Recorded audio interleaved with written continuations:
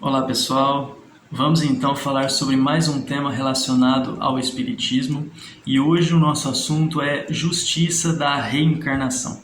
Primeiramente, nós precisamos entender o que é reencarnação e diferenciar esse conceito da ideia de ressurreição. Então, reencarnação se refere ao retorno do espírito à vida corporal em um novo corpo. Por outro lado, ressurreição se refere ao retorno da alma em um corpo que morreu, o que é materialmente impossível segundo a ciência. Então, nós temos que entender que reencarnação é uma realidade, enquanto que ressurreição é impossível. Sem considerar a pré-existência da alma e a pluralidade das existências, fica difícil entender a maioria das máximas do Evangelho. Dessa forma, nós precisamos considerar a reencarnação para entender o Evangelho em seu verdadeiro sentido. Inclusive, no Evangelho segundo o Espiritismo, é trazido que Jesus disse: "Ninguém pode ver o reino dos céus se não nascer de novo." Jesus disse ainda: "Não vos espanteis do que eu vos digo, que é preciso que nasçais de novo." Olha só então, com a ideia da reencarnação, nós entendemos que somos espíritos que já existimos antes desse corpo atual que nós ocupamos e continuaremos existindo após a morte desse corpo atual. Nós fomos criados espíritos simples e ignorantes, com a ideia de que nós devemos seguir no caminho do bem e no caminho da evolução espiritual. Temos basicamente o mesmo ponto de partida, fomos criados com as mesmas aptidões, obrigações, liberdade de agir, sem privilégios. E nós temos que entender que o nosso estado no corpo físico é um estado transitório, que tem diferentes objetivos de crescimento espiritual.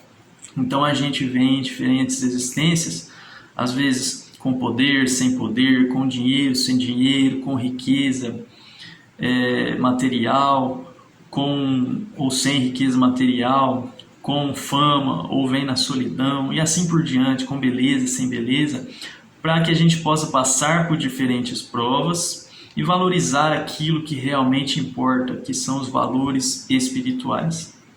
E a gente, cumprindo nossa tarefa com zelo, a gente vai evoluir espiritualmente mais rápido.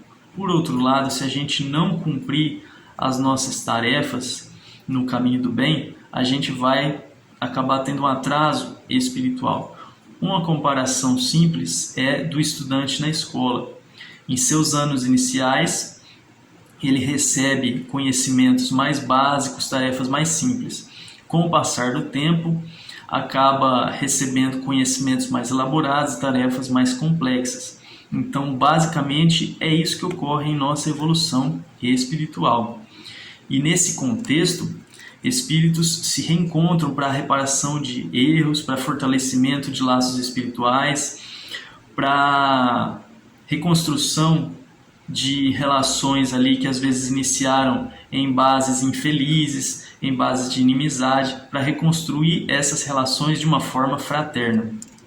Isso às vezes dentro da nossa própria família, às vezes não na nossa própria família, mesmo consanguínea, mas em nosso convívio diário. Muitas vezes essas pessoas podem estar perto de nós para que a gente possa promover essa nossa evolução espiritual. Então, basicamente, os objetivos da reencarnação consistem na reparação de erros, no crescimento espiritual e assim por diante. A reencarnação explica, então, as grandes desigualdades existentes no mundo. Nos mostra que nós estamos aí passando por diferentes provas e cada um em sua realidade precisa aproveitar o que recebeu para que possa evoluir, para que possa progredir. E quando a gente fala de reencarnação e nós estamos falando de justiça da reencarnação, a gente é levado a pensar na lei de causa e efeito. E abrindo um parênteses, a gente comenta aqui que na escola a gente estuda a lei de ação e reação, a terceira lei de Newton, que diz que toda ação tem uma reação de mesma intensidade, mesma direção e sentido oposto. E é basicamente isso que ocorre em nossa vida espiritual. Então existe a lei de ação e reação. Toda ação tem uma reação. Se a gente acabou prejudicando alguém, nós precisamos reparar os nossos erros. E isso, no contexto espiritual, a gente observa a grandeza de Deus e a misericórdia de Deus que nos permite que a gente possa reparar os nossos erros. Então não existe condenação eterna. A gente precisa se esforçar para cumprir nossas tarefas com zelo e reparar os nossos erros para que a gente possa evoluir espiritualmente. E nesse contexto, para a gente ilustrar essa ideia, a gente trouxe o capítulo 10 do livro A Caminho da Luz, que é pela psicografia de Chico Xavier, pelo Espírito de Emmanuel. Esse capítulo se chama A Grécia e a Missão de Sócrates. É um livro muito belo, muito bacana mesmo, vale a pena ler. E claro, né, como todas as obras de Chico Xavier, são importantíssimas para que a gente possa melhor entender a doutrina espírita, as realidades espirituais. Então, nesse capítulo, é trazido que antes da vinda do Cristo, diversos espíritos sábios e benevolentes foram enviados por Jesus à Terra, para que a realidade ali pudesse ser preparada, as pessoas, a humanidade, todo o contexto ali pudesse ser preparado para receber o Cristo. Então, em Atenas, que foi o berço da verdadeira democracia, ocorreram diversos contextos interessantes. Então, houve uma dedicação à cultura e às artes, proteção das classes pobres e desvalidas, entre outras características de valor. E para coroar o esforço de tantos mensageiros, Jesus envia Sócrates, o grande sábio. É um espírito elevadíssimo. Inclusive, no livro A Caminho da Luz, nesse capítulo que estamos vendo, é colocado que na existência de Sócrates na Grécia, em algumas circunstâncias, a existência dele se aproximou da exemplificação do próprio Cristo. Então, façamos uma reflexão sobre a grandeza espiritual de Sócrates. Enfim, no entanto, Atenas, apesar de seu progresso, não suporta a lição do grande mensageiro de Jesus. E aí Sócrates, então, é acusado de perverter os jovens atenienses e ele é condenado à morte, abandonando a terra e seguindo para onde as bênçãos de Jesus o aguardavam.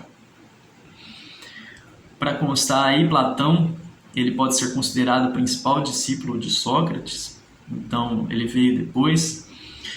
Mas o que acontece? A Grécia acaba adquirindo um débito e foi necessária uma aprovação coletiva para resgatar esse débito. Então a condenação de Sócrates levou os gregos ali, na medida justa das responsabilidades pessoais de cada um, a uma aprovação coletiva. E aí esse povo nobre e culto de Atenas acabou fornecendo escravos valorosos e sábios aos espíritos agressivos e enérgicos de Roma. E aí, em Roma, se instaurou um novo período de progresso espiritual. Mas esse progresso poderia ter ocorrido em outras bases, por outros meios, não pela escravidão. No entanto, essas circunstâncias foram utilizadas porque os gregos tinham ali um débito a resgatar. Então, esse contexto acabou sendo permitido para que os gregos daquele contexto pudessem resgatar seus débitos e pudessem passar por essas provações coletivas.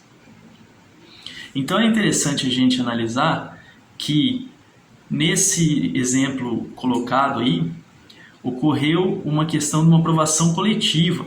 Então existe ali um contexto coletivo, mas também existem questões individuais ali envolvidas. Então Deus é infinitamente justo e bom, e ninguém paga a mais daquilo que deve, podemos dizer assim. Então confiemos na bondade de Deus e entendamos suas lições, suas leis, para que a gente possa evoluir espiritualmente. Mantenhamos-nos confiantes e entendamos que estamos sob o amparo de Deus, de Jesus e dos benfeitores espirituais. Trabalhemos na caridade para reparar nossos erros do passado e buscarmos o bem coletivo e a evolução espiritual. Pessoal, muito obrigado, tudo de bom e fiquem com Deus.